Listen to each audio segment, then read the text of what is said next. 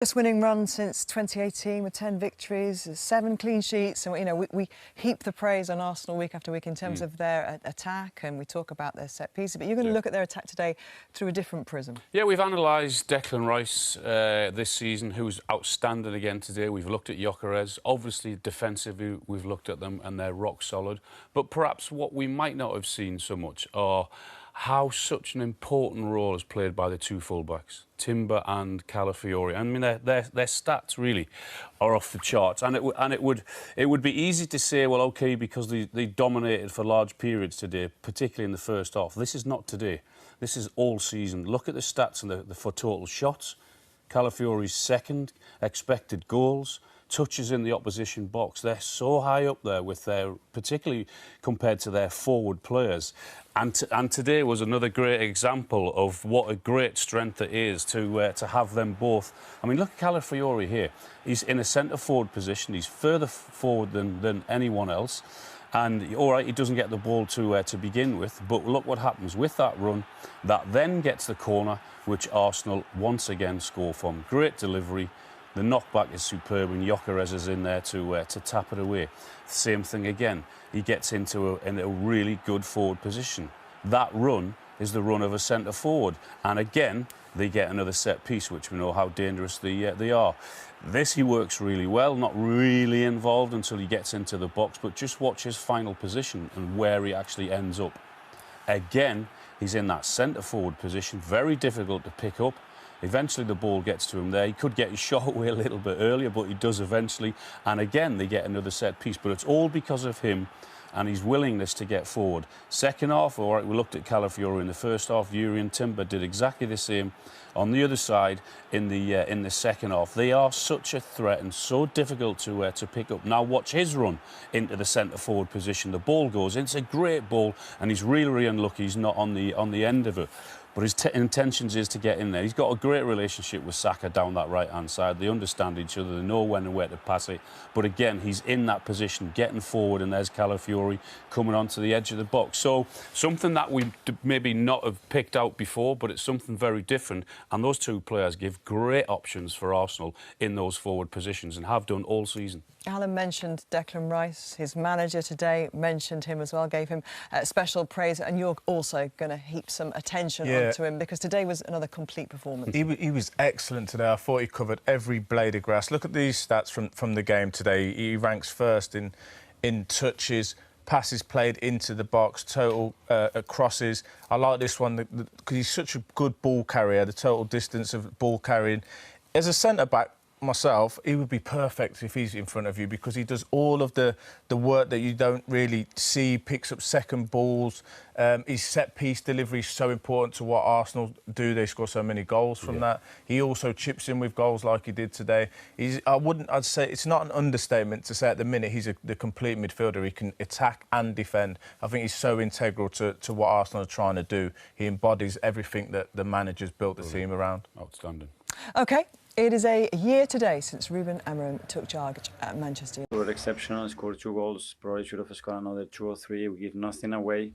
And that was a platform to win it, because in the second half it's true that we weren't that precise, especially with the ball. We had to make a few changes, and yeah, we didn't have that much control of the game. But defensively, again, we were exceptional to maintain the clean sheet. We'll take massive positives from that second half performance, like we have throughout this season when we've played against top teams. There's been elements that we need to improve on, and certain elements which are really encouraging, and that was his second half here today. And Declan Rice as well. Well, they are hoping to keep that winning momentum going. Let's just quickly take you to the team news, shall we? Have a look at how both sides lined up. Now, for Burnley, there's only one change from last weekend, and it is Josh Laurent that steps in for Jacob Brun-Larsen. And for Arsenal, they beat Palace 1-0 last weekend, and the manager names an unchanged side. Now, that's the 3rd time in a row he's named the same starting 11. And there is no surprise there, no doubt, Owen.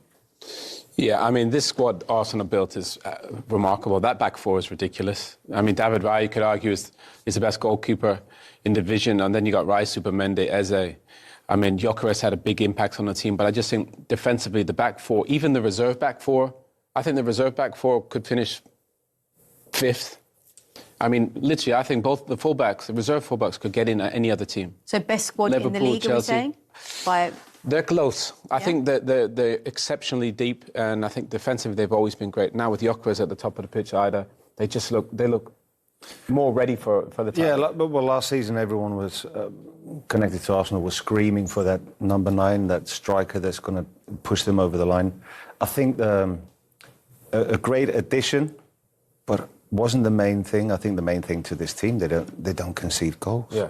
They've got this partnership at the back that is just arguably, well, they are the best defensive partnership in the league, and stats are showing that they might be the best in Premier League history, the way they are going. That's a really interesting point you make, because the stats don't lie, and you're totally right, because when you look at the fewest goals conceded in Premier League history, well, I know we're only 9 games in, but they are right on track. Chelsea, who you can see second on the list, that 2004-05 season was... That was me pressing from the front. That was you, Jose Mourinho. Mourinho making you run. Yeah, Exactly. his first season in charge. No, but it's impressive, isn't it? It is, isn't it? It's really, if you look at our season, we conceded 15 goals throughout the season, which is unheard of. Unbelievable. And this Arsenal team is on track and slightly even better stats than our team. Yeah. And this is 20 years ago. I mean, if they beat that, I'd be amazed.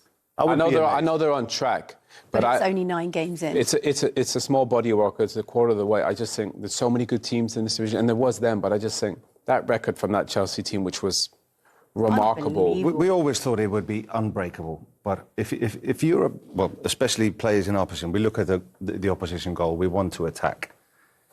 If you go out on the pitch having the feeling we're not conceding today, Yeah. you feel untouchable. You feel like you can win every game, and that's the feeling that we have. Wins it, guys? One goal wins it.